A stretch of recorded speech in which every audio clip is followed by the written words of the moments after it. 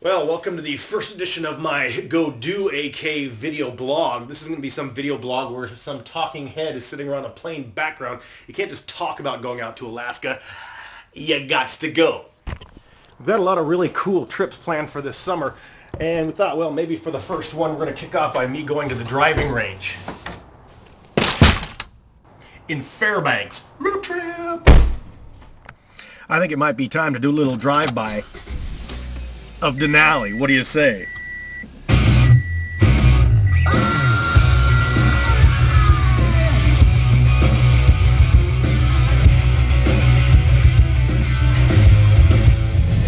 Gotta have the obligatory stop to get gas and get some grub.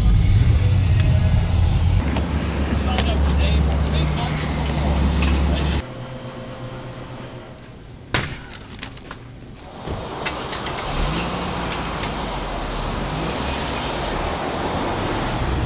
The great thing about a road trip in Alaska is that you really don't have to go very far to get some really great scenery. The Parks Highway begins at the crossroads of Highway 1, or the Glen Highway towards Palmer, and Highway 3, the Parks Highway towards Wasilla. It was named the Parks Highway in 1975 after George Parks, our territorial governor from 1925 to 1933. Once you get outside of Wasilla, be prepared to be a little patient because it's a one-lane highway for quite a ways.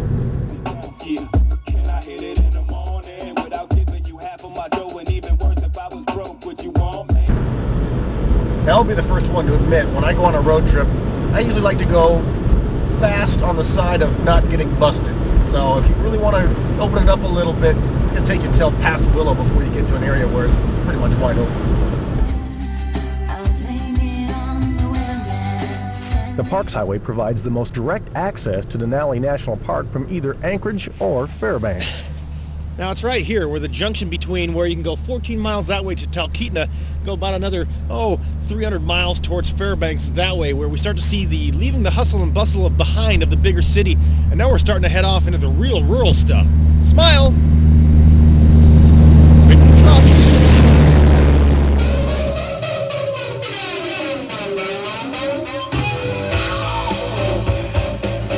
Known as the southern gateway to Denali National Park, the town of Trapper Creek is a great place to pull over, check out the eclectic sights, and get some supplies. And your best shot at more gas and amenities is in Cantwell, some 94 miles away. Got a new beverage, got some snacks.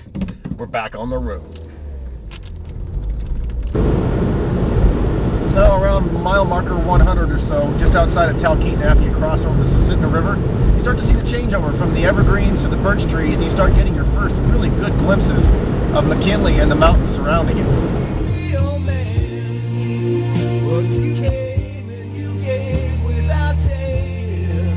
We just passed about mile marker 126 or something like that, entered Denali National Park.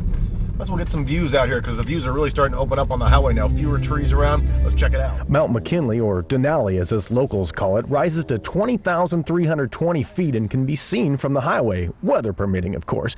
In this shot, you can make it out just to the center of your screen.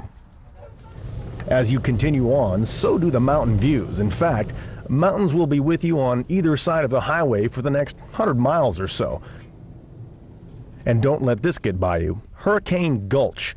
This is definitely worth stopping for. It rises nearly 300 feet into the air and is much more stunning than simply driving over it. Everybody down in the lower 48 seems to think that all Alaskans live in igloos. That's right, that's Igloo City, a hotel and convenience store that ran out of money before completion. But it's definitely worth stopping and getting some photos of because your friends will never believe you. But once you get out on the open road, be careful. It is easy to speed and just as easy to get caught. Next down the line is Cantwell, where you can pick up the Denali Highway or fill up your tank. And it was named after the Cantwell River, which is the former name of the Nenana River. Then it's back on the road for more spectacular mountain views, the entrance to Denali National Park, and Glitter Gulch, which boasts several stunning resorts and chalets, and you can get everything from a Subway sandwich here to, yes, even a Harley-Davidson motorcycle. Once you get to the other side of the Denali Resort area near the Prince's Lodges, it does drop down to another one-lane highway, so Once again, be prepared to put on your patience cap after a long stretch of very wide open highway. And you may want to stop in Healy. Healy is the site of Alaska's only commercial coal mine, and it sits about 3/4 of the way through the trip. Just 109 miles left to go to Fairbanks. That is, if I can get through this sandwich. We're just now coming up on mile marker 263. We left Healy about 10 miles ago. We're on the north side of the mountains now. As you can see, the terrain has changed dramatically, but also so has the weather. Be prepared for that. When you cross the Alaska Range, the weather on one side can be dramatically different than the weather on the other side. On the other side of Broad Pass, you begin a recurring love affair with the Nenana River. Hello, Nenana River. That's once. That's twice. And after about 3, you lose count. But you end up in the city of Nenana.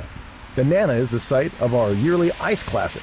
You can see one of the old tripods there just outside the Visitor Center. After Nenana, you've got about 90 miles of beautiful but fairly sparse highway, so you may want to consider a stop at the Monderosa. It's a sit-down restaurant that locals say has the best cheeseburgers around. You could stop at another place, but this is a family blog, so it'll go unnamed. Some people have asked me, why blog about getting out into Alaska? Well, here's your answer. Welcome to Alaska and the Tanana Valley. The last 100 miles or so, you get to see a lot of foothill-style vegetation. And right now, we're descending down into the Tanana River Valley, where pretty soon we'll be able to spy with our little eye Fairbanks. All right, welcome to interior Alaska. Yeah, it only took me about 6 hours to make the trip. Let's take a quick retrospective look back on how the trip went while I get ready to go whale on some golf balls. The trip has taken us over 350 miles and takes about 6 to 6.5 hours if you're moving right along, but you might want to stop a little more, give yourself 7.5 hours, because there's some great sights between mountain ranges and a nice descension down into the Tanana Valley, all ending up in Fairbanks. Oh, which reminds me, with about 80,000 people in the Fairbanks North Star Borough, Fairbanks is the second largest settlement in Alaska. It's the home of the University of Alaska Fairbanks and boasts a downtown with several fine restaurants and a view of the Chena River. This time I got it. Tiger's got nothing on. Whew, boy, well, that's it for the inaugural edition of the video blog for GoToAK.com. Next week, we're going out to the valley to, we're going to kayak on Eklutna Lake, bicycle, do some ATV touring, and go up the Glen Highway for a scenic byway drive and visit a couple of B&Bs out in the valley. Take care.